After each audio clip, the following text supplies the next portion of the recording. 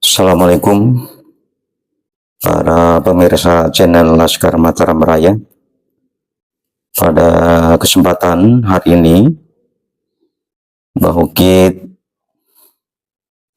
ingin memenuhi keinginan daripada teman-teman dengan beredarnya sebuah buku yang diterbitkan oleh kelompok Ba'awi yang dinarasikan sebagai antitesis daripada tesisnya Kiai Imaduddin yang tebalnya 500 halaman lebih, dan ini banyak menimbulkan pertanyaan di antara teman-teman pergerakan.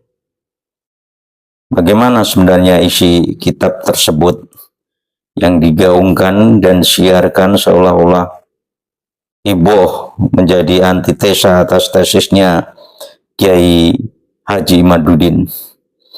Dan pada kesempatan tadi, Kiai Imad saat diwawancarai oleh Di Ripki, sahabat kami, dan Gus Fuad, beliau menerangkan bagaimana sebenarnya isi kitab itu. Dan ternyata juga tidak jauh dari apa yang kami sampaikan kepada teman-teman. Bahkan kalau kami jawab kepada teman-teman tentang isi kitab itu, tidak lebih daripada lucu-lucuan saja. Jadi bagi saya mungkin antitesa itu hanya mungkin nama yang dipremingkan mereka terhadap kitabnya Kiai Imad, hanya sebuah clipping. Tapi kalau kitab mereka ini saya mungkin lebih parah daripada clipping, hanya seperti kelasnya komik aja, bercerita kesana kemari, comot kesana kemari untuk membangun narasi dan framing, seolah-olah telah melawan dan mengalahkan, atau secara lebih tegasnya lagi mereka seolah-olah ingin menarasikan bahwa dengan terbitnya kitab mereka itu maka hanguslah kitabnya Kiai Imaduddin, tesisnya Kiai Imaduddin. Dan ini sangat-sangat dinarasikan dengan kuat oleh mereka. Tapi faktanya seperti apa yang diungkapkan Kiai Imaduddin dan seperti apa yang kami dugakan, yang kami jawab kepada para teman-teman yang bertanya tentang hal ini di akar rumput, saya katakan saya yakin 100% itu hanya kitab lucu-lucuan saja, hanya untuk membangun narasi dan membangun framing dengan narasi-narasi. Itu saja. Untuk lebih jelasnya mari coba kita simak bagaimana penuturan Kiai Imad saat wawancara sama Dik Ripki, dan di channelnya Gus Fuad. Nah, ini video ini saya ambil dari channelnya Gus Fuad. Mudah-mudahan ada manfaat bagi kita semua dan bisa menjawab atas apa-apa yang menjadi pertanyaan teman-teman semua tentang hebohnya kitab yang diterbitkan oleh Ba'awi itu, yang seolah-olah dinarasikan sebagai kitab penghancur atas tesisnya Kiai Imaduddin. Tapi faktanya coba simak, mari kita simak dengan seksama terhadap apa yang disampaikan oleh Kiai Imaduddin. Coba mari kita simak bersama. Oke. Assalamualaikum warahmatullahi wabarakatuh. Selamat malam kepada seluruh pemirsa Gus Fuad Channel dan rekan-rekan lainnya. Bersama saya hari ini Kiai Haji Imaduddin Usman Al-Bantani. Sebelum Kiai Imad mengungkapkan pemaparan-pemaparannya sebagai pemberian konteks. Di sini ada buku yang dikeluarkan oleh Klan Habib Alwi atau Robito Alawiyah, atau di sini disebutnya tim pengawal persatuan umat. Ini pemilihan nama yang khas FPI. Ini bukunya sebagai review saja. Nah, malam ini Kiai Haji kita akan meminta tanggapan dari Kiai Imad mengenai buku dari Klan Habib Balwi ini yang berjudul Keabsahan Nasab Balwi, Membongkar Penyimpangan Pembatalnya. Saya stop screen ya. Stop sharing. Nah, itu dia bukunya ya, dan sudah beredar di WhatsApp sih ya. Kalau dari saya itu dari WhatsApp. Bagaimana ini, Yai, tanggapan Kiai Imad mengenai buku yang tebalnya ini 500 halaman lebih ini, Yai? Bersilakan, Yai.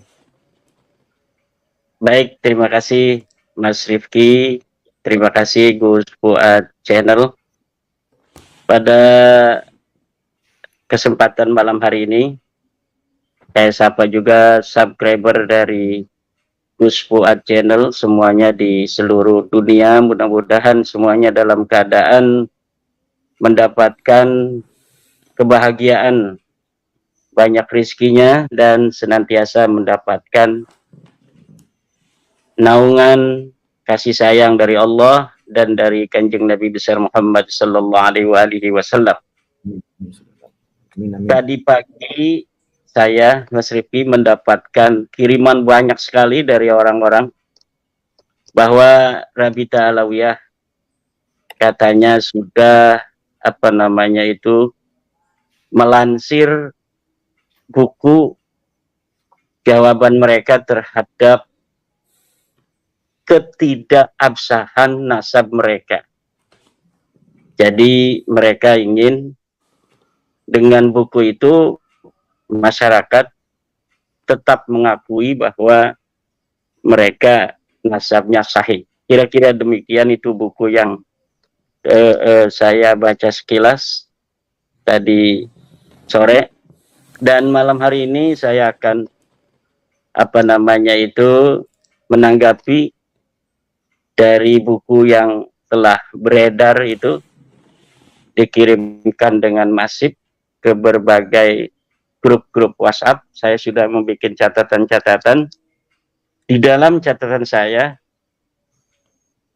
bahwa buku itu memang 500 halaman, tetapi isinya yang merupakan hal-hal baru yang mereka tampilkan itu hanya sekitar ya 20 sampai 30 halaman lah. Jadi buku 500 halaman itu terbagi menjadi 2 bab. Bab pertama tentang tolak ukur keabsahan nasab. Pasal pertama tolak ukur keabsahan nasab dari bab 1 itu sebanyak 7 halaman. Kemudian pasal yang kedua itu tentang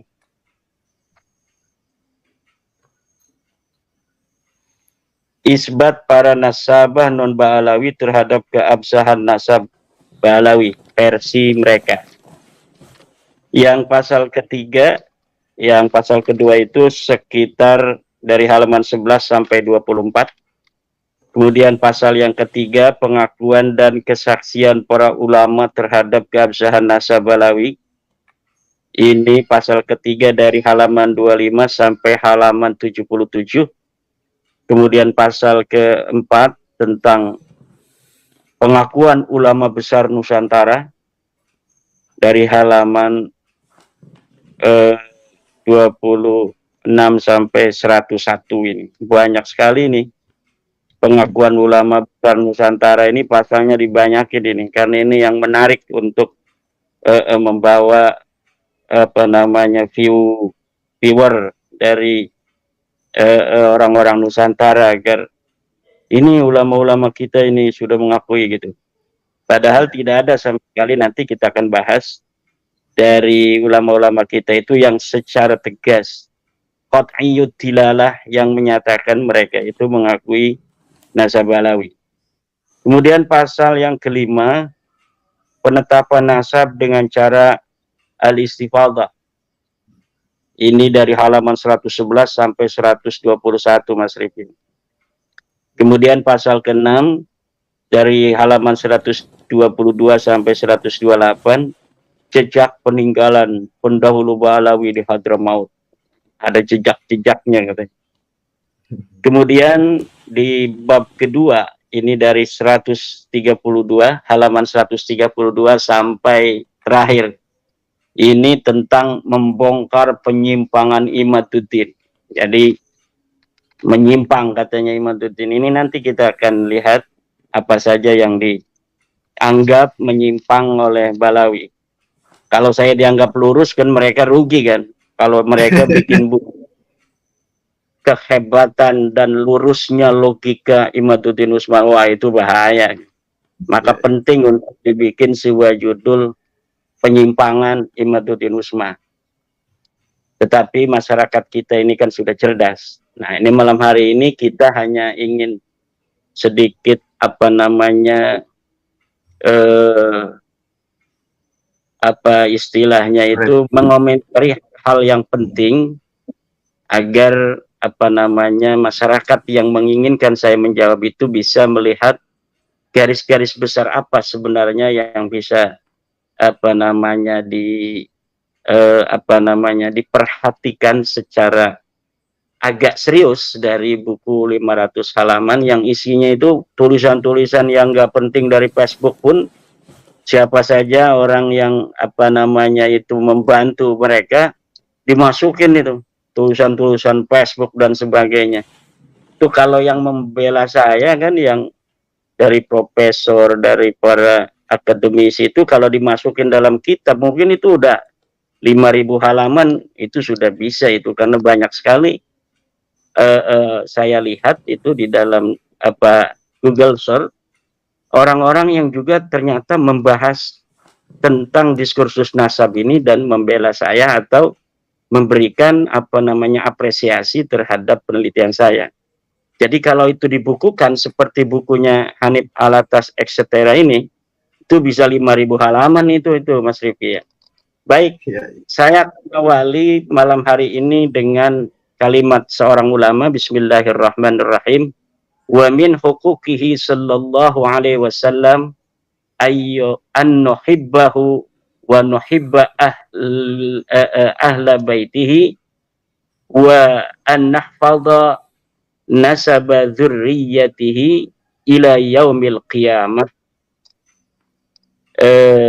minad dukhala'i wal lusaqa'i liwujudil irtibati bainahum wa bainal masail diniyah kal imamah waz zakati wan nadri wal waqfi wal wasiyati, bahwa sebagian dari hak-haknya Nabi kepada kita adalah kita harus mencintainya dan mencintai ahli baitnya, Sayyidina Ali, Sayyidatuna Fatimah, Sayyidina Hasan dan Sayyidina Husain, wa man asarahum fi hayatihim.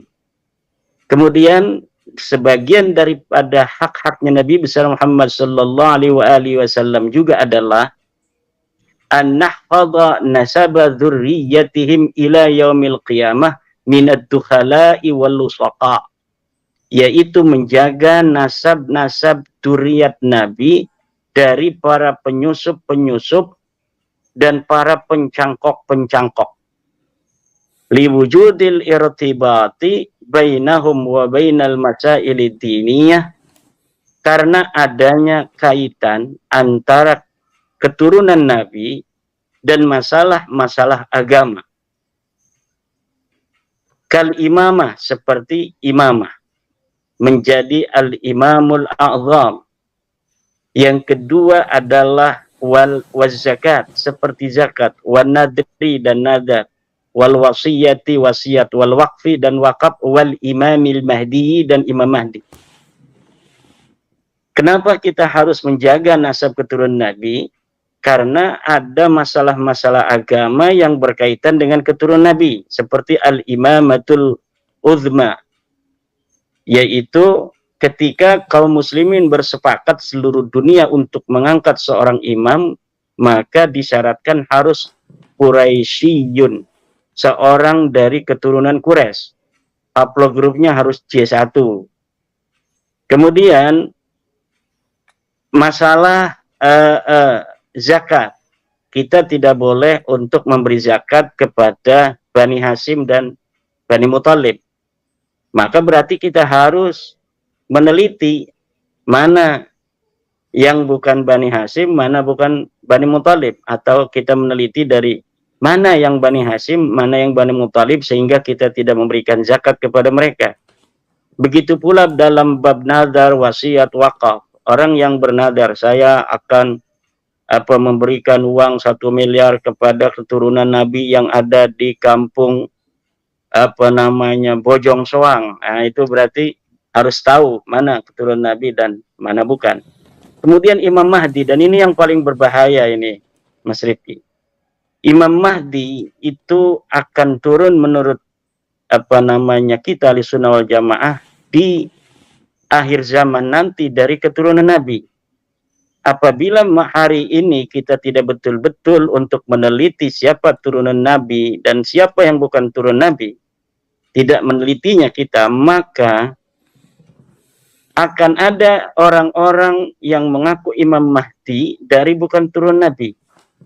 Jadi Imam Mahdi palsu. Kenapa? Konsekuensi logisnya orang-orang yang palsu yang mengaku sebagai turun Nabi itu akan melahirkan Imam Mahdi palsu di masa yang akan datang. Ini sangat berbahaya. Oleh karena itu kewajiban para ulama untuk betul-betul mempunyai perhatian yang sangat serius terhadap orang-orang yang mengaku sebagai turun Nabi. Di masa depan itu tidak akan terlalu berat, Mas Rifki. Kenapa hari ini kita terlalu berat? Karena masyarakat kita belum terlalu dewasa. Tapi di masa depan itu tidak akan sesulit pada hari ini. Kita nggak bakal lagi ngurus-ngurusin yang model Balawi ini, yang sudah ketahuan haplogrupnya G. Gitu. Kalau di masa depan anak-anak kita itu nanti untuk meneliti keturunan baginda Nabi itu dari haplogrup dulu. Kalau haplogrupnya sudah J1, baru diteliti itu secara nasab dan sejarahnya. Kalau haplogrupnya itu sudah bukan J1, udah G begini, harus diabaikan. Nyapain pasti nanti ujung-ujungnya sama juga itu. Karena dari situ pasti akan ujungnya bukan kepada Arab, ujungnya bukan kepada Duriyah Nabi. Tetapi karena memang hari ini hal itu masih terlalu cepat ya untuk masyarakat kita agak sibuk-sibuk nih malam-malam hari ini.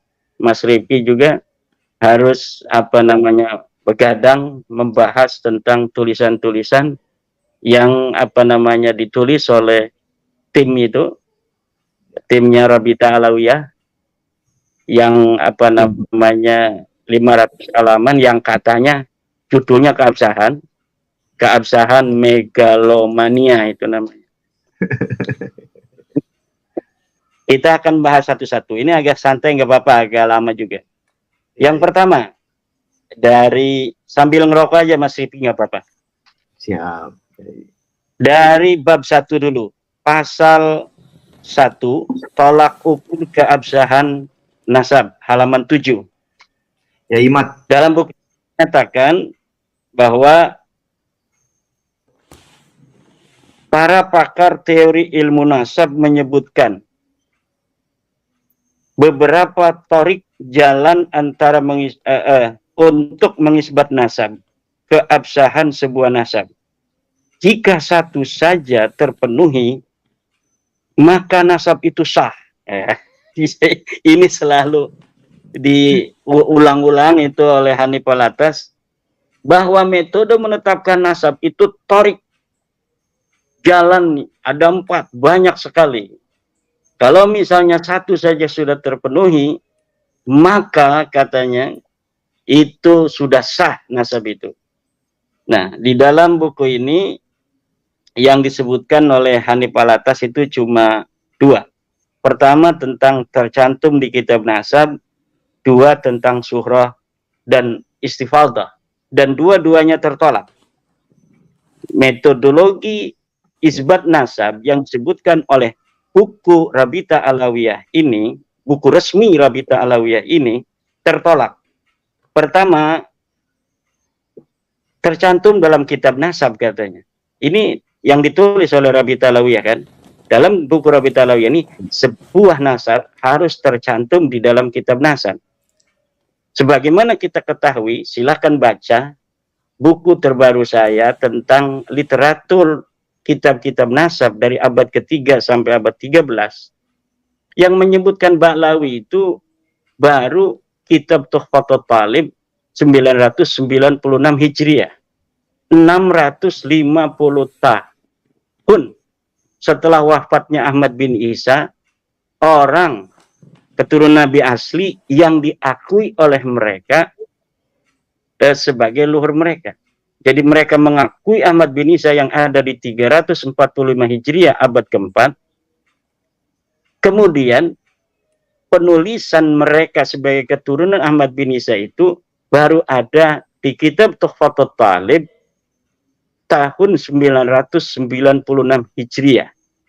Ada 651 tahun nasab mereka, umudun nasab mereka, nama leluhur-leluhur mereka tidak ada, tenggelam, gelap gulita dari kitab-kitab nasab. Lalu berdasar apa kita mengatakan kitab Tuhfatul Talib itu sah dalam menulis nasab Ba'lawi? Tidak ada. Kenapa tidak ada? Karena dalam kitab Tuhfatul Talib juga itu penulisnya mengatakan saya melihatnya dari sebuah ta'liq, bukan dari kitab nasab. Jadi pertama kali nasab Ba'lawi ditulis di dalam kitab nasab bukan berdasarkan referensi dari kitab nasab sebelumnya, tetapi hanya berdasarkan sebuah catatan kecil yang dilihat oleh As-Samarqandi kemudian dituliskan.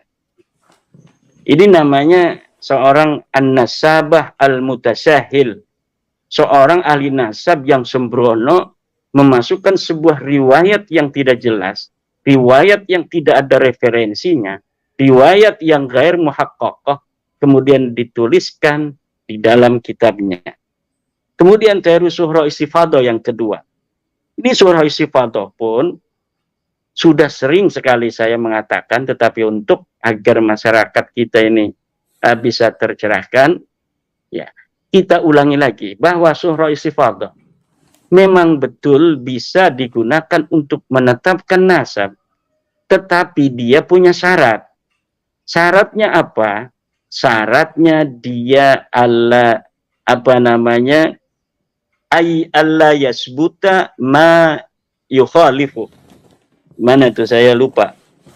Innan nasaba mimma yasbutu bil istifadah illa ayyasbuta ma yukhalifu.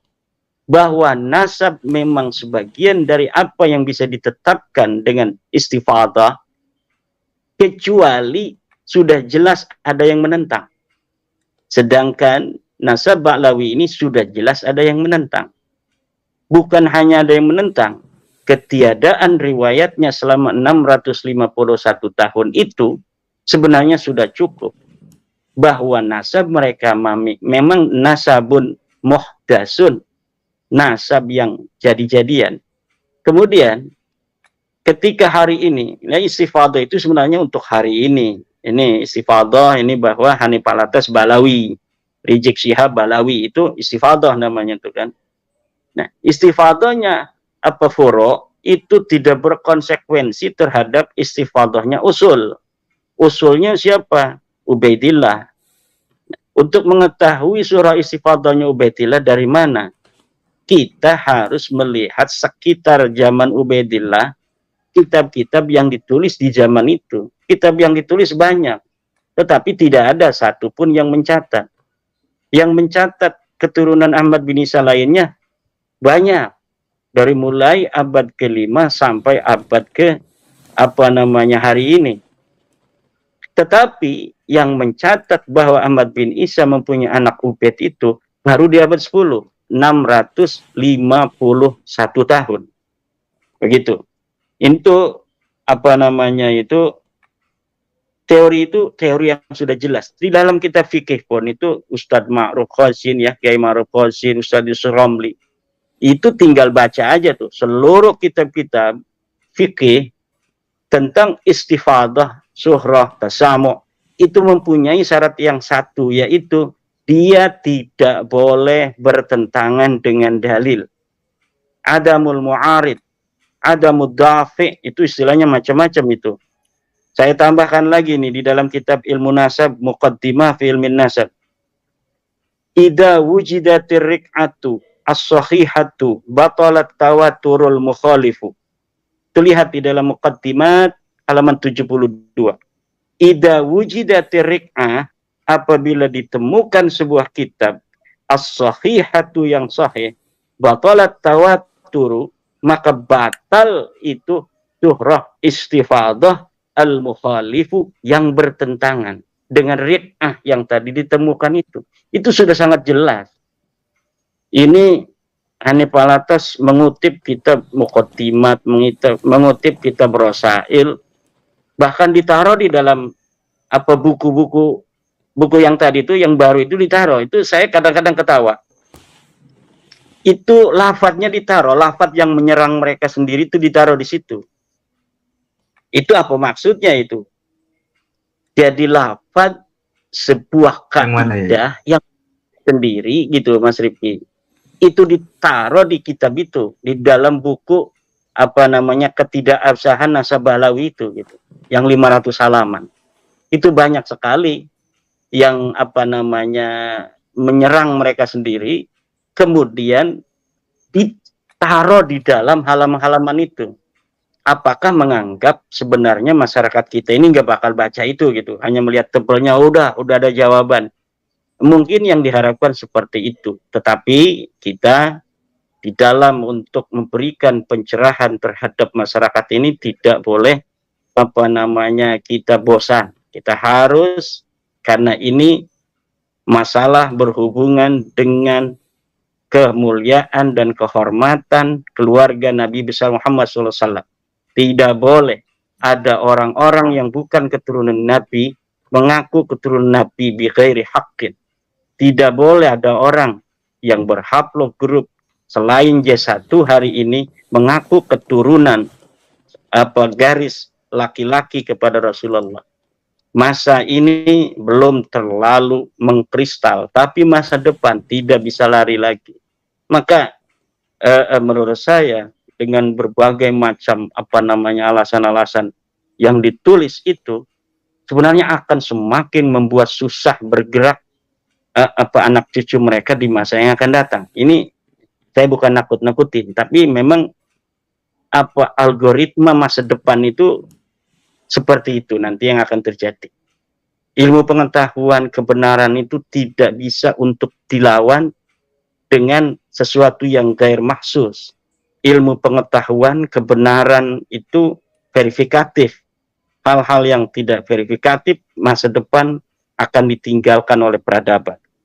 Nah, kemudian untuk pasal yang kedua, isbat para ulama nasab non-Ba'alawi terhadap keabsahan nasab Ba'alawi. Sini mereka mencantumkan pertama katanya kitab An-Nafhah Al-Ambariyah karya Muhammad Kadim 880. Kedua baru dia catat Tuhfatul Talib 99. 996. Ini sebenarnya kitab An-Nafah Al-Ambariyah yang 880, ini kitab nasab betul. Ini memang menyebut nama Jadid bin Abdullah bin Ahmad bin Isa, tapi sama sekali tidak menyebut nama Alwi sebagai daripada Jadid. Jadi kitab ini seyogianya tidak dicantumkan sebagai dasar daripada penguat nasab Alawi. Kenapa? Karena kitab An-Nafah ini bukan dalil untuk seorang Alwi, tapi dia dalil untuk seorang Jadid yang sama-sama dakhil, yang sama-sama da'i, menyusup ke dalam keluarga Ahmad bin Isa. Itu beda-beda. Nah, tidak ada kitab yang menyebutkan sebelum Al-Burqah dan Al-Jarusafaf yang mengatakan bahwa Jadid punya adik namanya Alwi, Alwi punya kakak namanya Jadid, atau sebaliknya. Ini tidak ada sama sekali. Maka ketika di abad 9 ini ditulis oleh Al-Burqatul Musyiqah Ali As-Sakran bahwa Jadid adalah kakak atau adik daripada Alwi, ini tanpa adanya referensi. Kemudian kitab nasab ini An-Nafah Al-Ambariyah, dia itu melihat kitab As-Suluk. Ketika melihat kitab As-Suluk, dia masukkan ke dalam kitabnya bahwa Jadid ini adalah anak daripada Abdullah. Abdullah adalah anak daripada Ahmad bin Isa. Sama sekali kitab ini An-Nafah Al-Ambariyah tidak mencatat nama Alwi, keluarga Abdurrahman Segaf. Tidak dimasukkan nama dia. Padahal dia hidup 880. Dia hidup bersama dengan Ali As-Sakran.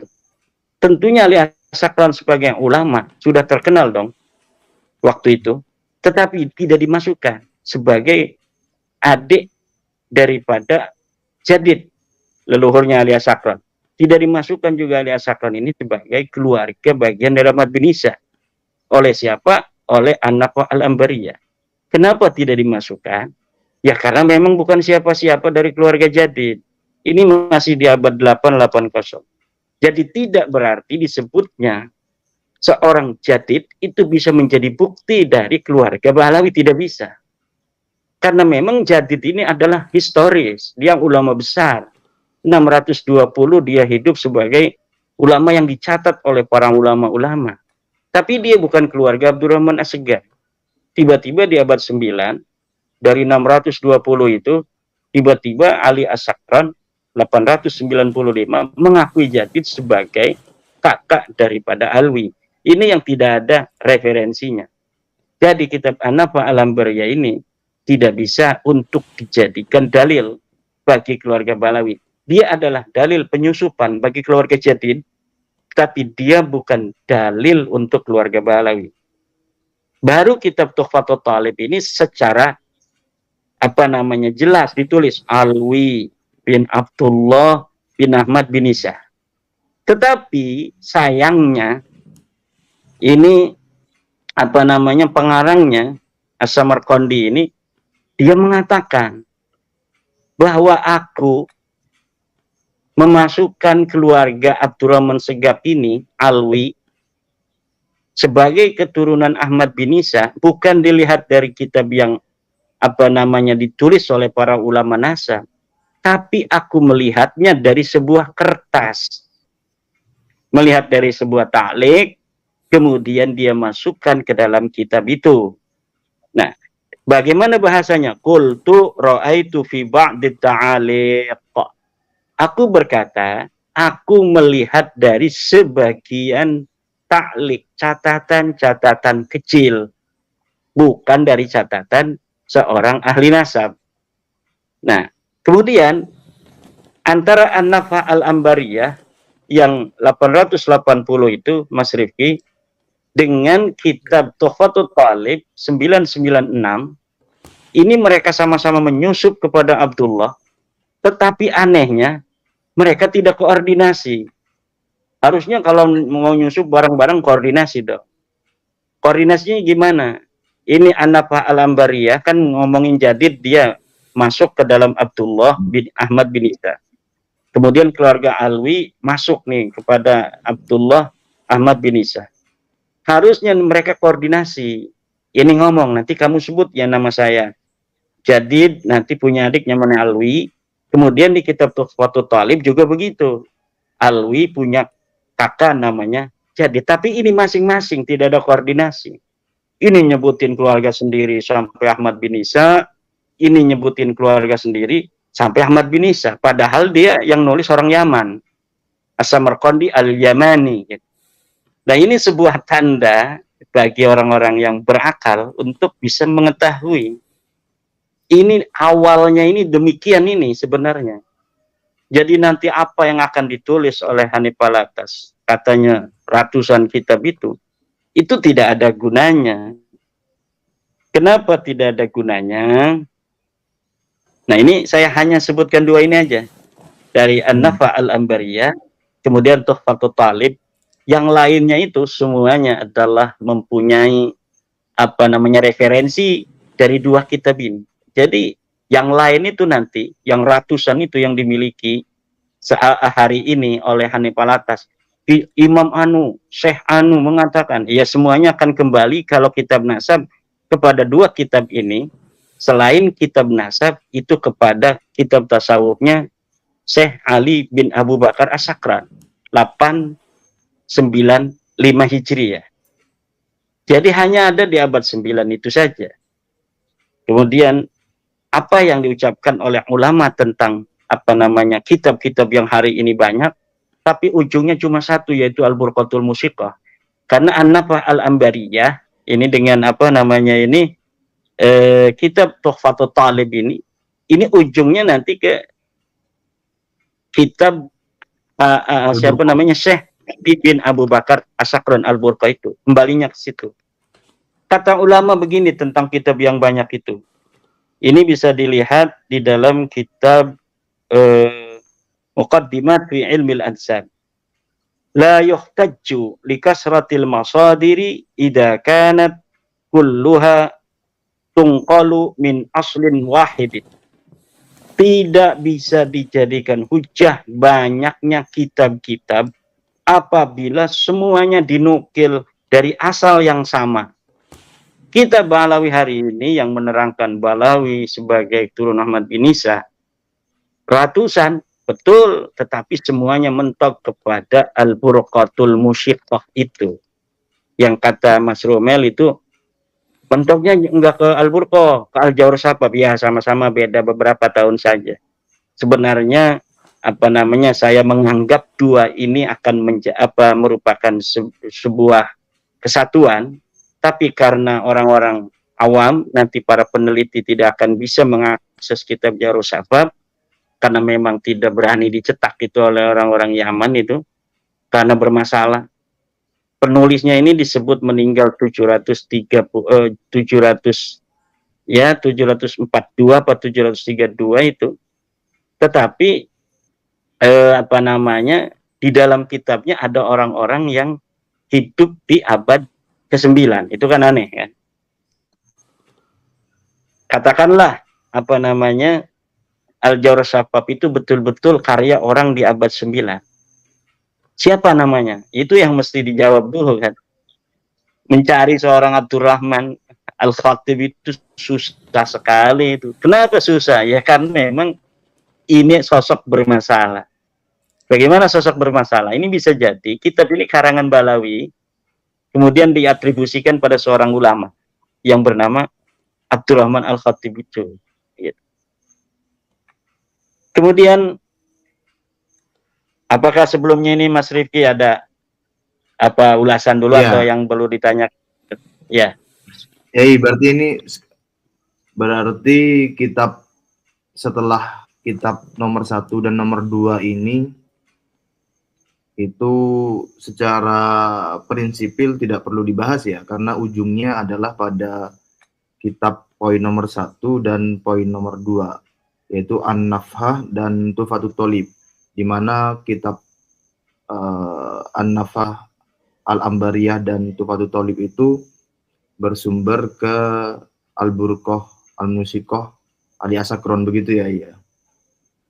Iya, tetapi di dalam ilmu nasab ini ada sebuah kaidah bahwa yang bisa untuk menetapkan nasab itu adalah kitab-kitab yang kutiba alal maksud, yaitu ditulis dengan dasar untuk menetapkan nasab. Ya, makanya kenapa ini yang disebutkan oleh Hanif Alatas CS ini kitab nasab terlebih dahulu, karena dalam kaidah nasab yang bisa mengisbat nasab hanya kitab-kitab nasab. Kitab-kitab yang ditulis bukan untuk mengisbat nasab seperti kitab tasawuf, kitab apa namanya itu sejarah, kitab tarajim, itu sama sekali tidak bisa untuk mengisbat nasab. Yang bisa mengisbat nasab adalah kitab-kitab nasab. Dan kitab nasab yang pertama kali ditulis ya berbarengan dengan hidupnya Ali Asakron juga 880, ya kan. Kemudian Tuhfatul Talib itu agak tuahan sedikit, agak mudaan 996. Nah, kemudian Ali Asakron kan 895 itu. Jadi upak-upaknya itu di masa-masa itu tuh, masa fabrikasi nasab ini gitu. Makanya Al-Burqah itu walaupun secara historis lah bisa untuk dikatakan orangnya ada kan. Jadi kitab sejarah hanya untuk bisa mengatakan historis apa tidak ini orang. Apakah dia sosok historis, apakah dia sosok ahistoris. Sampai kepada derajat fiktif itu bisa untuk kita melacak seseorang itu dengan metodologi teori ilmu sejarah. Ya, maka Al-Burqah dari Al-Burqah ke Ahmad bin Isa itu 551. Ini saya menurunkan standar sebenarnya. Ketika kita mengatakan 550 tahun itu menurunkan standar agar memberikan napas bagi Balawi dan pembelanya untuk mencari kitab-kitab nasab dan juga kitab-kitab sejarah, untuk mencari kitab-kitab sejarah. Tetapi hari ini kita bisa dapat melihat bahwa memang tidak ada. Jangankan kitab-kitab nasab, sejarah, kitab sejarah yang banyak begitu dari abad ke-3, ke-4, ke-5, ke-6, ke-7, 8, 9, 10. Itu tidak ada yang menyebut mereka itu sampai abad 9, tidak ada. Tidak ada. Kemudian di abad 8 banyak yang menyebut jadid itu Al-Ataya As-Saniyah kan. Kemudian As-Suluk, tetapi tidak menyebut ke Alwi karena memang bukan siapa-siapa. Alwi dan jadid itu tidaklah bersaudara, tidak ada. Nah, itu di pasal kedua ini Mas Rifki ini sudah kitab-kitab yang lain tidak perlu dibahas karena kalau kitab-kitab lain akan mentok kepada kitab ini. Iya. Yang pasal ketiga ini dari halaman 25 sampai 77, yaitu tentang pengakuan dan kesaksian para ulama terhadap keabsahan nasab Balawi. Ini kitab-kitab atau manuskrip palsunya Mas Rumel masuk nih di sini nih, udah dibahas semua kan sama saya itu. Ya, di dalam buku kemarin sengaja itu karena saya sudah dapat untuk bisa mengira-ngira bahwa yang akan ada di bukunya Hanif Alatas etc. itu tidak akan ada yang lain. Maka saya persiapkan itu untuk imunisasi bagi masyarakat dulu sebelum datangnya penyakit ini gitu. Jadi mereka sudah mempunyai imunisasi. Jadi penyakitnya datang belakangan, imunisasinya sudah ada. Jadi nggak mengefek gitu kan. Satu yang disebutkan, katanya ada Hasan bin Muhammad Al-Alal 460 Hijriah.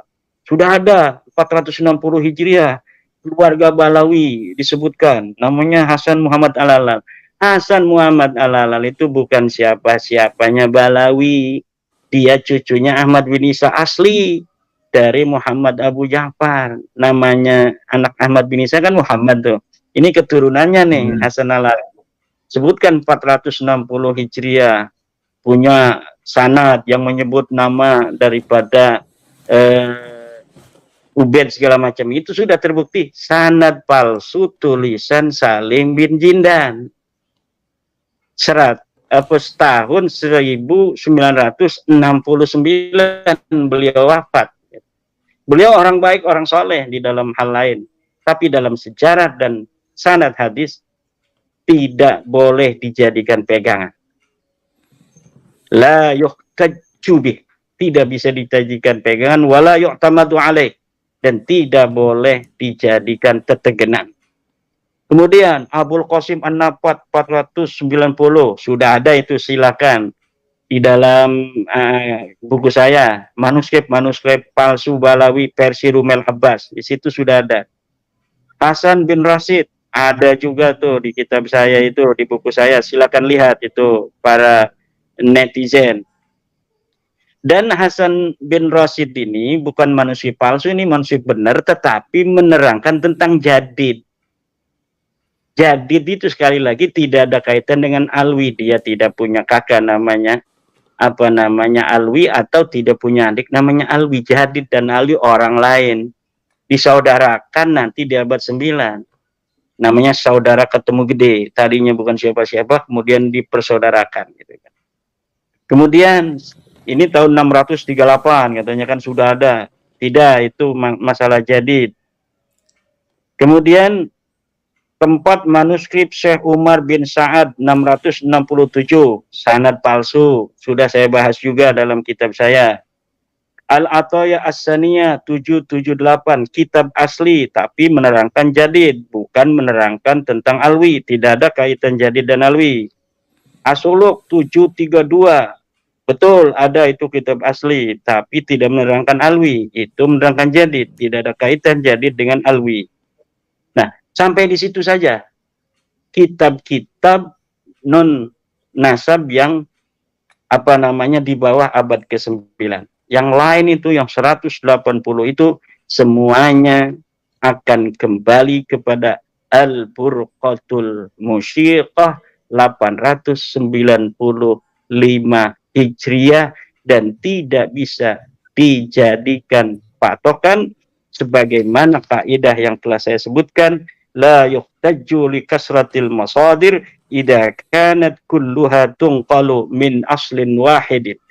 Tidak bisa dijadikan hujjah banyaknya kitab-kitab apabila ya sesuatu kitab-kitab itu yang banyak itu diambil dari sebuah sumber yang sama, satu sumber. Tidak bisa dihitung walaupun jumlahnya 180 kitab. Bahkan kitabnya itu ada 2000 kitab, 10.000 kitab, 1 juta kitab. Itu tidak bisa untuk dijadikan pegangan, karena asal dari kitab itu semua satu, yaitu Al-Burqatul Musyiqah. Kemudian tentang pasal selanjutnya, pasal 4 dari halaman 101, pengakuan ulama besar para. Oh, enggak. Sebenarnya sekaligus Yai bisa istirahat sebentar, ngopi, rokok. 100 halaman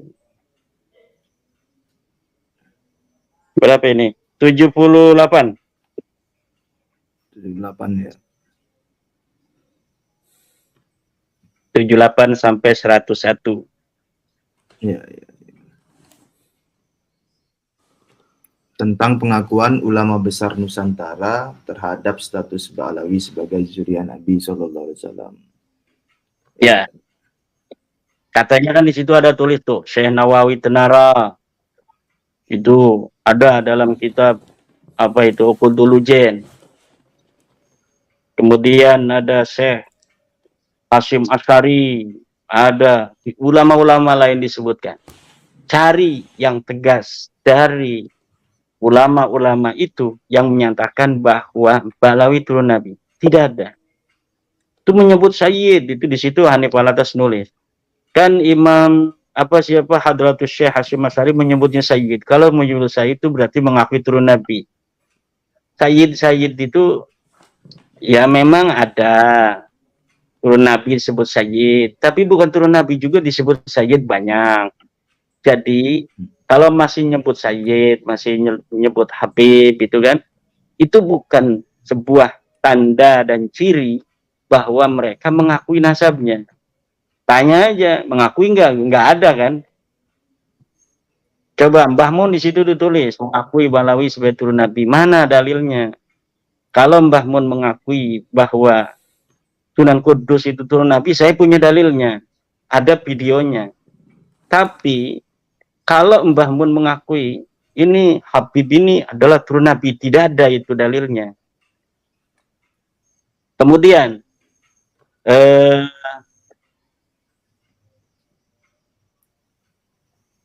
pasal yang kelima.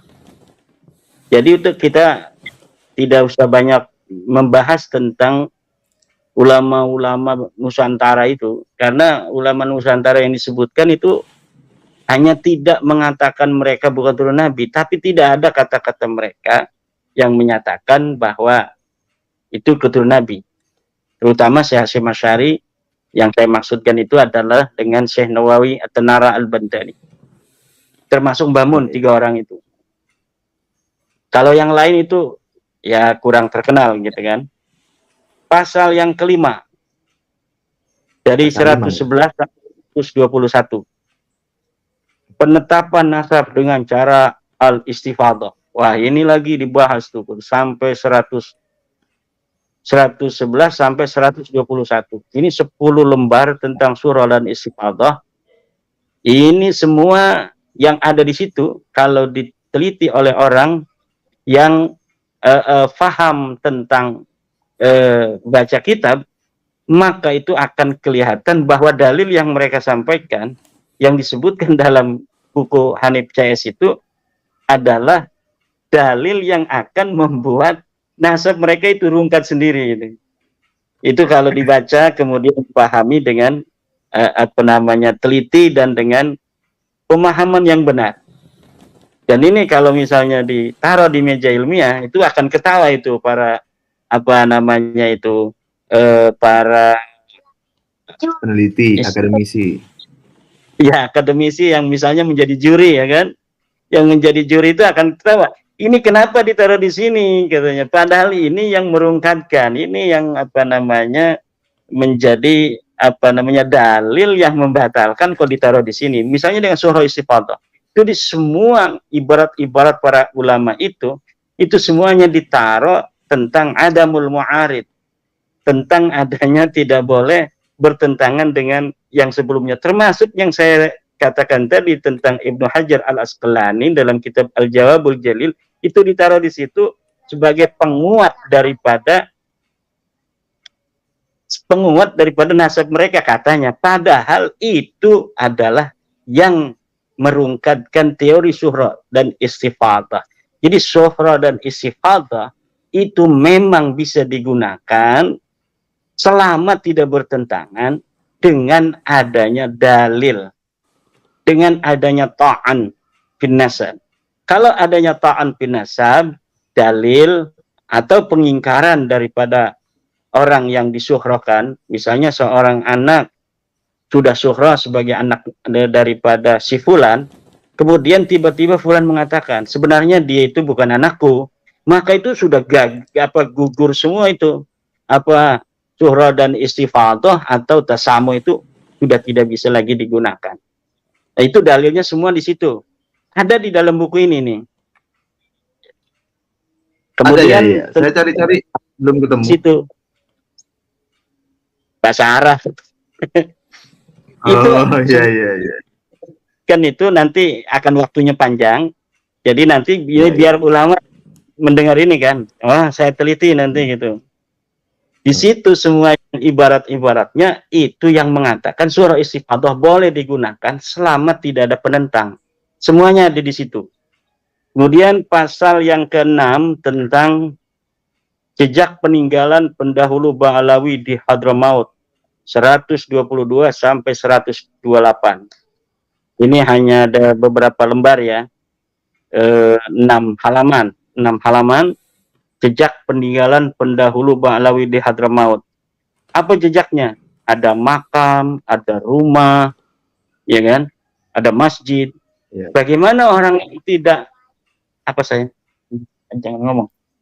Orang yang tidak berhijrah, orang yang tidak berhijrah ke apa namanya itu Hadramaut bisa punya makam di Hadramaut, bisa punya rumah di Hadramaut. Ini bagaimana ceritanya? Mereka belum bisa untuk apa namanya membawa dalil tentang hijrahnya Ahmad bin Isa ke Hadramaut. Sekarang sudah berjalil dengan adanya rumah, adanya masjid, adanya makam yang diatribusikan sebagai makamnya Ahmad bin Isa. Kan ini aneh. Ya. Kemudian bab yang kedua 132. Ini bab kedua halaman 132. Ini serius ini, dari 132 sampai 500, halaman 500 itu membicarakan saya. Jadi ini sudah jelas. Nama saya itu Mas Rifki tidak akan lekang dimakan zaman, sudah ada ditulis di sini ini. Yaitu membongkar penyimpangan Imaduddin. Ada 9 poin yang Hanif Alatas CS ini ungkapkan dari penyimpangan Imaduddin. 1. Mengkaji nasab dengan mengabaikan dan menabrak tatanan ilmu nasab. Sudah saya jawab di dalam kitab metode menetapkan nasab, apa namanya itu, menurut kitab Rasail fi Ilmi Ansab. Silahkan baca. Vaksinnya sudah saya kasih kepada masyarakat dan saya sudah mengira-ngira ini nanti yang akan ditulis di dalam apa buku Hanif Alatas CS ini. Dan itu sudah dijawab. Bagaimana cara ahli nasab di dalam menetapkan nasab? Silakan apa para pemirsa membaca kitab saya yang terbaru, baru beberapa hari yang lalu itu, metode menetapkan nasab menurut ahli nasab, teori dari kitab Rasail fi Ilmil Ansab.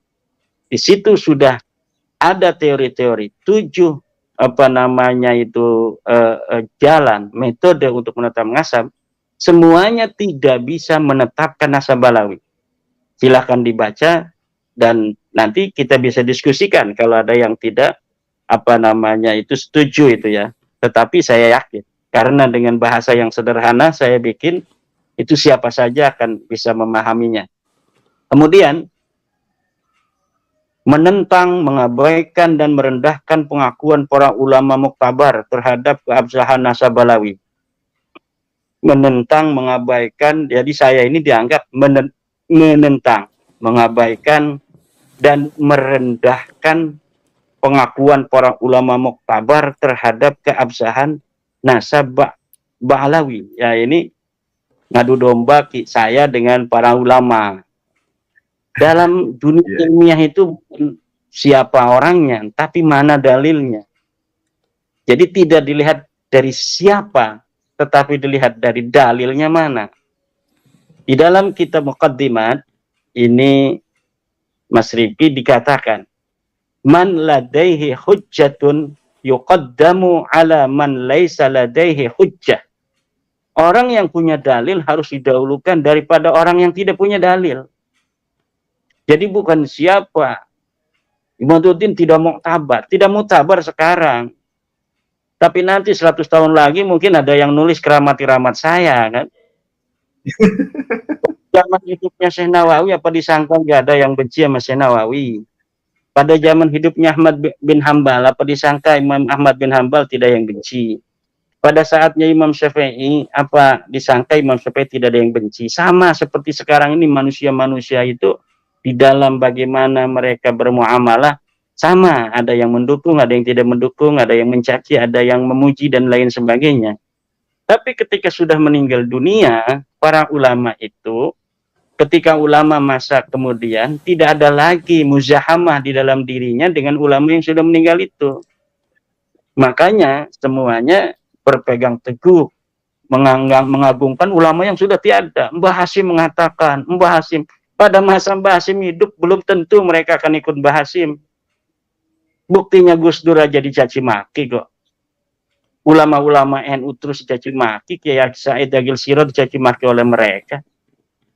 Kalau Kiai Said Agil Sirot sudah meninggal dunia, itu baru orang. Karena apa? Sudah tidak ada kepentingan dia dengan masyarakat yang berkaitan dengan Kiai Agil Sirot. Hari ini Kiai Agil Sirot dicaci maki, biasa. Kenapa? Ada muzahamah. Ada muzahamah kepentingan di situ. Kalau sudah meninggal Kiai Mas Supaya tidak ada lagi muzahamah dengan dia, makanya diagungkan.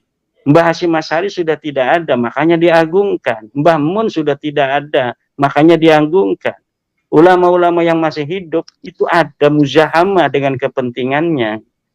Makanya dia tidak mau untuk menghormati atau menerima ucapan ulama yang masih hidup. Menerima ucapan di ulama yang masih hidup itu, kalau mereka menentang, itu mereka masih bisa untuk berdiskusi, beradu dalil. Kalau yang sudah tidak ada itu kan tidak bisa. Yang paling penting itu dari kenapa orang-orang itu sering untuk mencari dalil ulama yang sudah tiada. Itu satu, tidak ada pertarungan kepentingan antara dia dan ulama yang sudah tiada. Kalau dengan yang masih hidup, ada pertarungan kepentingan. Makanya ketika dia berbeda pendapat dengan ulama yang masih hidup, yang dijadikan sandaran ulama yang sudah tiada. Itu yang sebenarnya terjadi. Jadi sekali lagi, saya katakan tentang banyaknya ulama-ulama yang muktabar. Muktabar menurut siapa? Muktabar menurut Hanif Alatas. Murad Syukri, wah itu Murji'ah, itu Wahabi, itu tidak bisa untuk jadi kepegang. Kenapa? Karena mengganggu kepentingannya. Mukbil Al-Wada'i, kenapa tidak diterima? Oh, itu mengganggu kepentingan mereka karena tidak percaya Nasabalawi. Kadang-kadang mereka mengatakan ini hanya Imaduddin yang membatalkan Nasabalawi. Kadang-kadang ngambil Imaduddin itu nyontoh ulama-ulama Wahabi dan lain sebagainya. Jadi tidak konsisten. Kenapa? Karena ada kekalapan di situ. Karena ada, udah apa aja pokoknya. Jadi suatu sisi dia hanya mencontoh dari ulama Wahabi. Kalau saat lainnya, dia satu-satunya orang yang membatalkan Nasabalawi di dunia ini. Yang benar mana itu sebenarnya? Kita tidak boleh untuk mengatakan tentang suatu dalil dikaitkan dengan subjektivitas. Ini dalilnya ada. Balawi tidak disebutkan 650 tahun dalam kitab nasab, tidak disebutkan 550 tahun dalam kitab sejarah. Jawabannya mana? Tidak ada. Berusaha menjawab dengan kitab palsunya Mas Rumel, rontok, nggak bisa. Kemudian apalagi, kan? Kemudian di dalam kitab Muqaddimah juga itu dikatakan wala yafuqul masyhura illa rif'atu, dan tidak bisa untuk mengalahkan kemasyhuran illa rif'atu kecuali kitab. Jadi kemasyhuran, syuhra istifadah, popularitas memang tidak ada yang bisa mengalahkan kecuali ar-rif'ah, kitab. Apabila kemasyhuran berbeda dengan kitab, maka kemasyhuran ini gugur. Kemudian kesesatan logika. Ada kesesatan logika Imaduddin. Kesesatan logika. Logika yang mana yang sesat itu? Kemudian ada memfitnah para ulama. Khianat ilmiah. Yang khianat ilmiah itu orang yang mengutip seperti Alwi bin Tahir, kemudian ketika dilihat kutipannya tidak ada. Kitab Ar-Raudul Jali katanya Syaraf Al-Ubaidili mengatakan Ahmad bin Isa hijrah dari Basrah ke kota Madinah atau sebaliknya. Dilihat di dalam kitabnya Syaraf Ubaidili tidak ada. Itu namanya khianat ilmiah. Seluruh apa yang saya tulis itu ada referensinya. Bahkan referensinya itu sengaja saya berikan referensi semuanya kebanyakan yang bisa diakses di dalam internet. Kenapa? Supaya semua bisa mengakses. Saya punya kitab-kitab apa namanya itu, nih misalnya contoh kitab Qiladatun Nahar, kitab apa ini lagi nih, Tarikh Hadramaut, yang versi cetak, semuanya saya punya. Ini ada kitab apa ini, Tuhfatuz Zaman. Tapi ketika saya lihat berbeda dengan di internet, apa namanya itu, halamannya, maka saya abaikan kitab-kitab saya versi cetak, saya mengambil versi internet untuk apa? Agar mudah diakses oleh siapapun. Itu. Sebentar lagi Mas Riki. Kemudian melakukan kebohongan publik. Wah, itu melakukan kebohongan publik itu di situ ditulis. Salah satunya adalah mengatakan tentang akun Facebooknya Mufti Yaman. Itu sebenarnya ketika saya mengatakan akun Facebook Mufti Yaman, itu lagi bercanda dengan Mas Rumel. Jadi saya itu biasanya tasabut ketika ini bener apa enggak. Tapi ketika Mas Rumel dia udah masuk duluan, menganggap itu akunnya Mufti Yaman, dia bertanya kepada Mufti Yaman itu yang ada di Facebook, bagaimana tentang nasab Alawi segala macam gitu kan. Saya ketawa kan, jadi kita roasting gitu. Jadi itu bukan kita percaya bahwa itu akun Mufti Yaman, tapi kita lagi nyandain Mas Rumel, seorang peneliti, kok tidak teliti langsung tanya-tanya kepada Mufti Yaman yang punya akun tanpa mentasabut, memverifikasi terlebih dahulu itu akun Mufti Yaman ataukah bukan. Sebenarnya demikian kan. Dan saya di dalam apa namanya meneliti ini tidak berpatokan terhadap apa namanya itu pendapat orang yang sebelumnya itu membatalkan juga. Kenapa? Karena apa namanya fokus daripada yang apa saya teliti itu berbeda dengan ulama-ulama yang selanjutnya. Detailnya pun berbeda. Orang-orang yang terlebih dahulu itu memang punya jasa besar terhadap apa yang saya teliti ini. Tetapi bukan berarti sama. Jadi ketika misalnya mereka dapat menjawab dari ulama-ulama sebelum saya, itu tidak akan bisa menjawab apa yang telah hari ini saya simpulkan. Kenapa?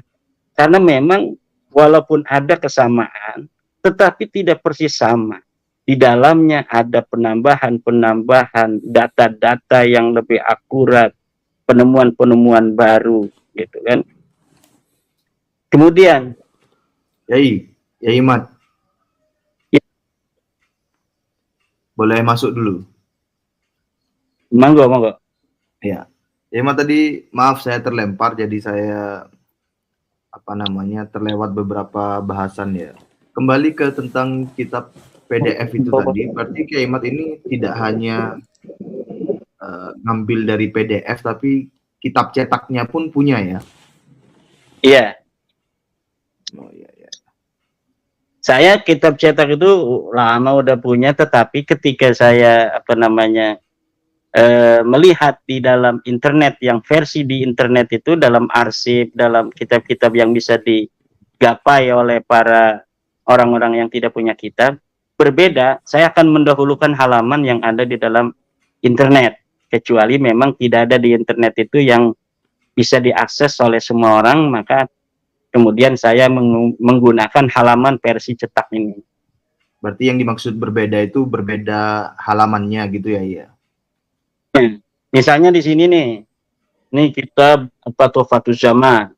Di sini halamannya 172, di sana halaman 175, atau kadang-kadang ada yang bedanya 50 halaman kan.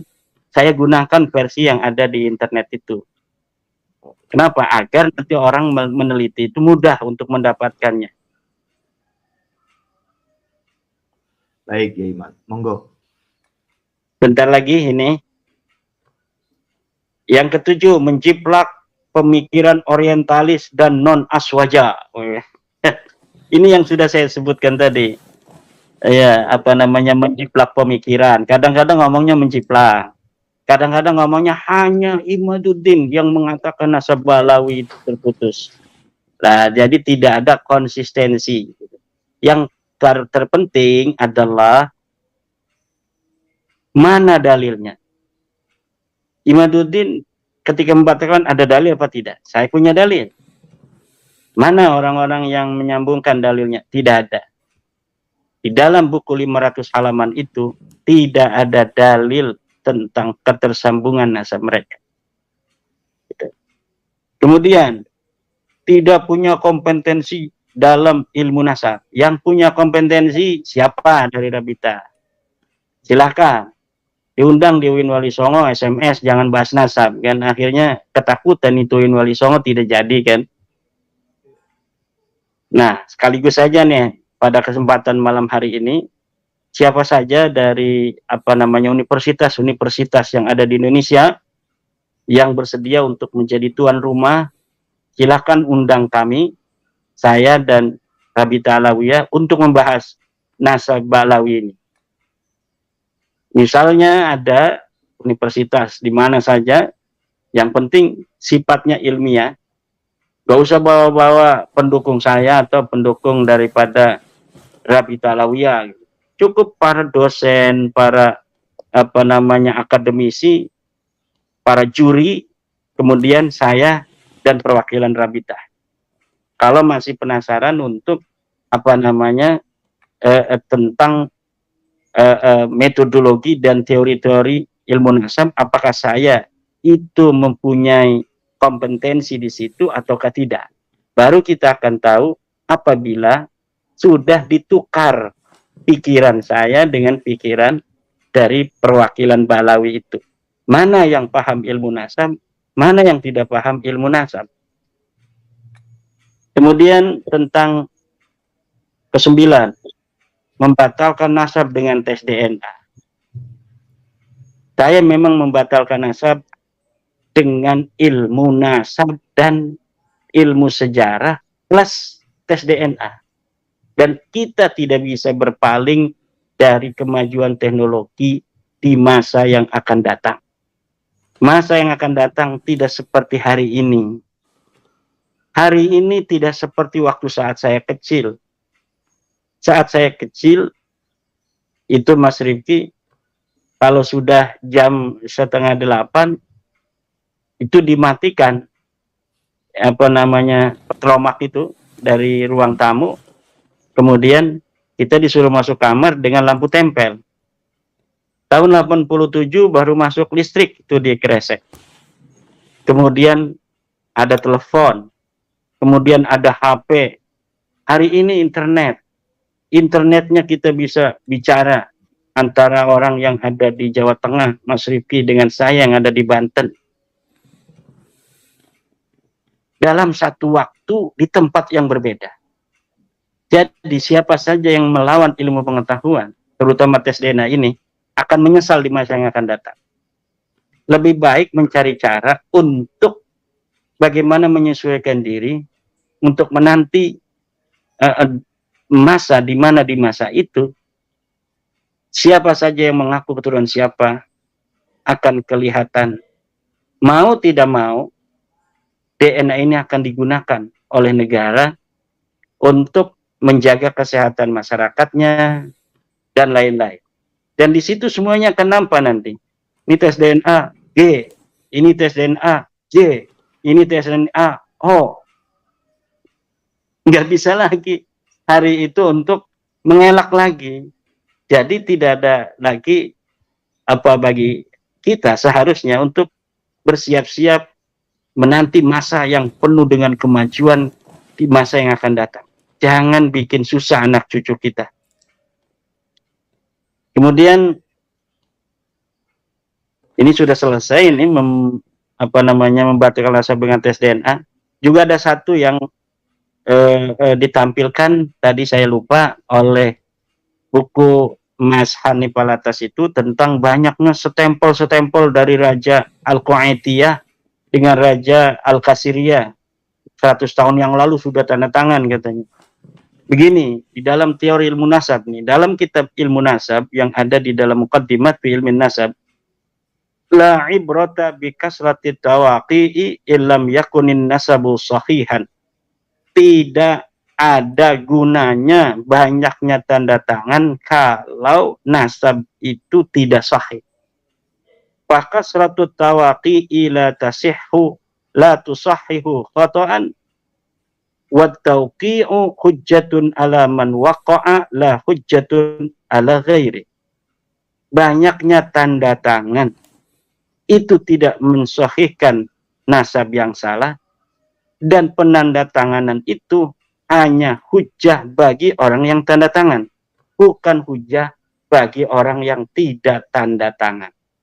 Nasab Balawi itu 100 tahun yang lalu, 1900-an, itu ditanda tangan oleh Al-Kathiri, oleh Marga Al-Kathiri. Nah, itu dijadikan dalil dalam buku itu tuh. Nah, di dalam kitab Muqaddimat ini sudah ada ternyata bahwa penanda tangan itu berkonsekuensi dengan tanda tangannya. Jadi ketika dia mensahihkan Balawi itu, dia terkena konsekuensinya.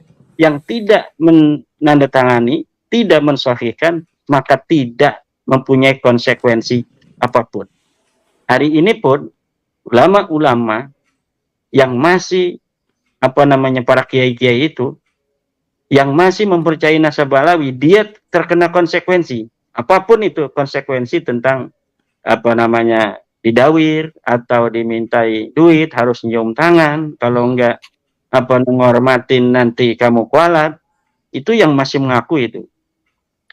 Sementara bagi orang-orang yang sudah tidak meyakini Balawi sebagai cucu Nabi seperti saya, itu tidak akan ada konsekuensi apapun.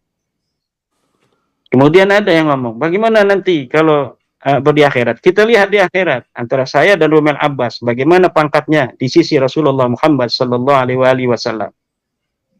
Berat itu hukumnya orang-orang yang sudah mengetahui daripada nasab yang tidak jelas, kemudian masih disambungkan kepada manusia mulia Rasulullah Muhammad Sallallahu Alaihi Wasallam, kepada ahli baitnya Nabi, Siti Fatimah Az-Zahra, Sayyidina Ali karamallahu wajah, Sayyidina Hasan, Sayyidina Husain, orang-orang yang mulia, keturunannya mulia itu. Coba di dunia ini selain Balawi, apakah ada orang-orang yang sangat ngurusi nasab seperti Balawi? Ketika ada orang yang tidak mempercayai mereka begitu ketakutan seperti ini, apakah ada di dunia ini? Cari, tidak ada. Demikian mungkin Mas Rifki yang bisa saya sampaikan. Apa ada hal-hal yang... Iya, saya merespon dan mungkin ada muatan sedikit bertanya ya. Pada poin 7, di situ dikatakan menjiplak pemikiran orientalis dan tokoh non-aswaja. Itu kan kesannya kalau tokoh non-aswaja itu otomatis tertolak begitu ya. Tapi kita ketahui bahwa mereka itu sampai ke Iran ya, ke Syekh Mahdi Rojai untuk meminta testimoni lah begitu. Itu kan nampaknya ada kontradiksi begitu ya. Gimana ya Imam merespon itu? Jadi ada memang inkonsistensi, cara berpikirnya tidak metodologis gitu. Cara memberikan sanggahan tidak metodologis. Kalau metodologis, mereka tidak akan membuat kalimat non-aswaja itu. Karena kitab-kitab nasab, termasuk Tuhfatul Azhar itu, di abad ke-11 yang menyebut Balawi itu adalah orang Syiah. Jadi kalau misalnya tidak digunakan itu kitab Tuhfatul Azhar, kurang dong tuh yang menyebut nama Alwi itu di abad 11, nggak ada itu. Berarti hanya satu kitab Tuhfatul Talib saja. Saya belum meneliti apakah Samarqandi juga ini jangan-jangan dia Syiah juga. Kalau misalnya Syiah juga nggak ada berarti sama sekali yang menulis nasabnya Ba'alawi. Jadi di dalam nasab dan sejarah itu tidak perlu ada aswaja, non aswaja. Dalam kebenaran, siapa saja yang membawa dalil kebenaran akan agama Allah ini, kita terima, walaupun dia bukan aswaja. Coba lihat, hari ini saya kirimi sebuah tulisan Mbah Hasyim Asy'ari, Al-Mawa'id Asy-Syaikh Hasyim Asy'ari. Itu siapa yang merawat? Perpustakaan Muhammadiyah di Yogyakarta. Saya dikirimi linknya, saya dikirimi PDF-nya. Siapa yang merawat sampai hari ini ada daripada nasihatnya Mbah Hasyim, Perpustakaan Muhammadiyah Yogyakarta. Nah, orang Muhammadiyah itu tidak mikir-mikir ini orang NU yang menjadi saingannya waktu zaman dulu kan. Kemudian tidak menaruhnya di perpustakaan, tetap ditaruh di perpustakaan.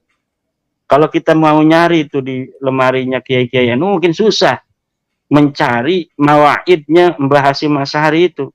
Karena tulisannya itu tulisan cetakan lama sekali.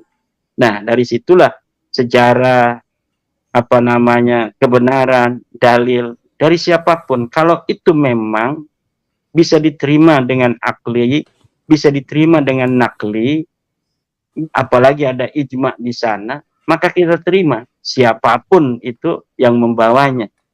Jadi orang-orang yang membentur-benturkan non aswaja dan sebagainya, karena dia sudah mencatat ini aswaja versi dia kan beda kan, versinya harus ada versi-versi lain itu aswaja. Oh, itu aswaja juga liberal nanti kan begitu. Ini ada lagi ulama yang mendukung, wah ini Kiai Said Agil liberal, Kiai Marzuki Mustamar liberal. Dari mana Kiai Marzuki Mustamar liberal kan? Roma Irama, oh dia pedangdut. Pedangdut bukan sembarangan, rajanya.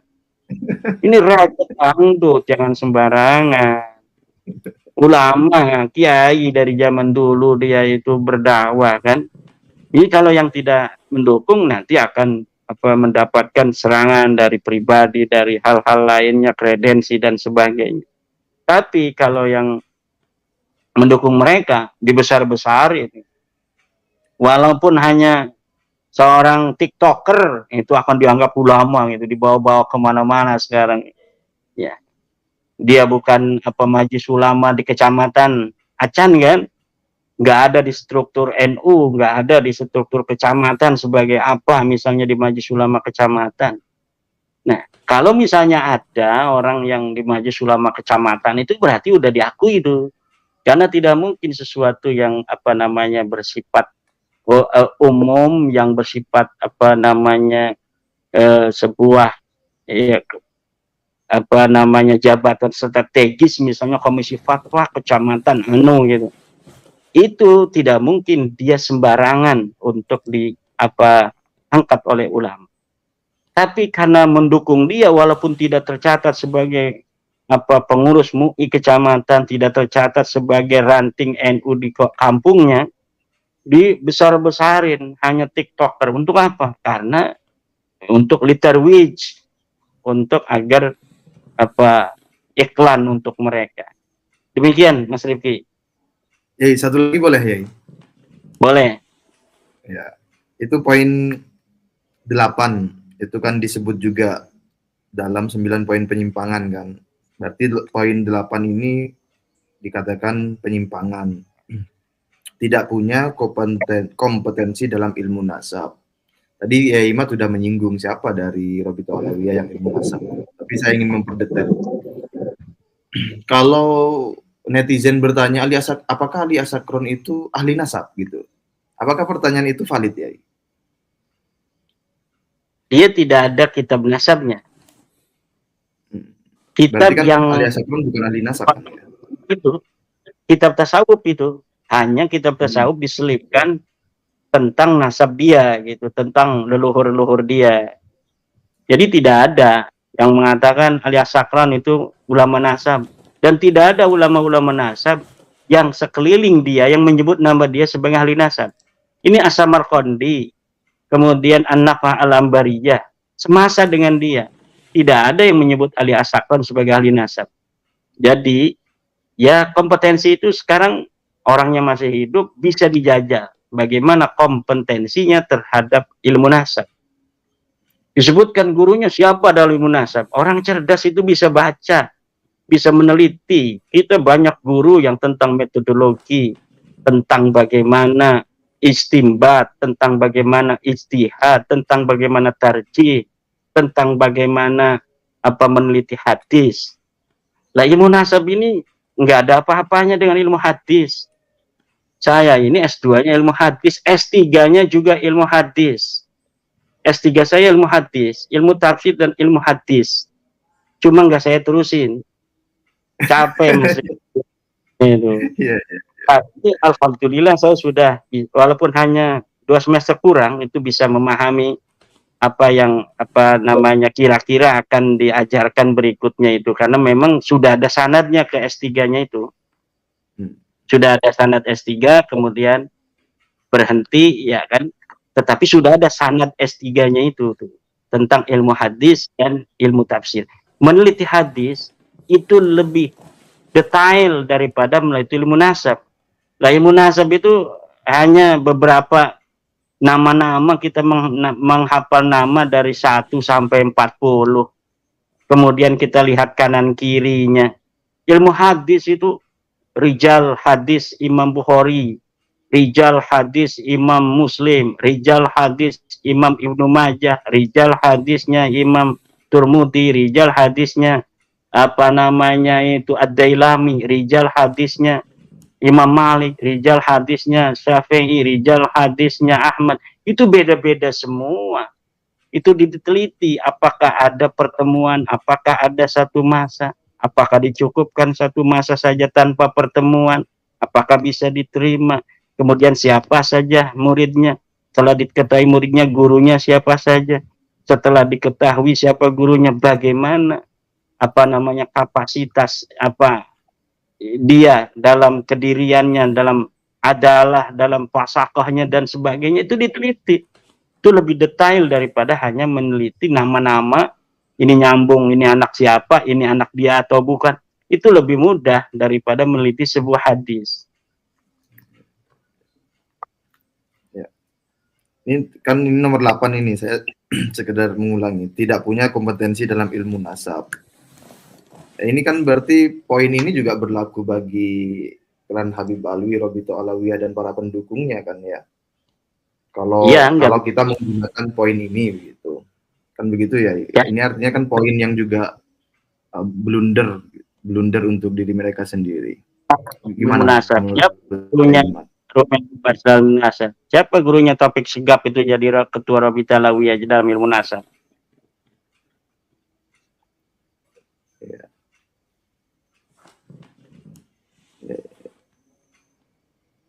Halo, Yai? Masih bersama? Ya, saya lagi ngelihat Mas Rifki yang gimana ya? Putus-putus. Kayaknya udah cukup, Mas Rifki. Oh ya, cukup. Baik, terima kasih Yai Mat atas penjelasannya. Kita mungkin lanjutkan di perbincangan berikutnya. Terima kasih juga kepada seluruh audiens yang menonton, yang mengkaji. Silakan dikaji secara teliti, secara seksama.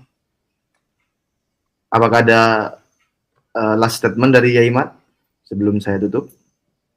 Baik. Demikianlah yang bisa saya sampaikan dalam sedikit mengulas kulit-kulit dari buku yang diterbitkan secara resmi oleh tim dari Rabita Alawiyah. Detailnya nanti akan saya sanggah di dalam kitab, catatan-catatan di dalam sebuah kitab atau sebuah buku. Terima kasih Mas Rifki. Baik, terima kasih Kiai Mat. Terima kasih pada seluruh audiens. Kami akhiri. Assalamualaikum warahmatullahi wabarakatuh.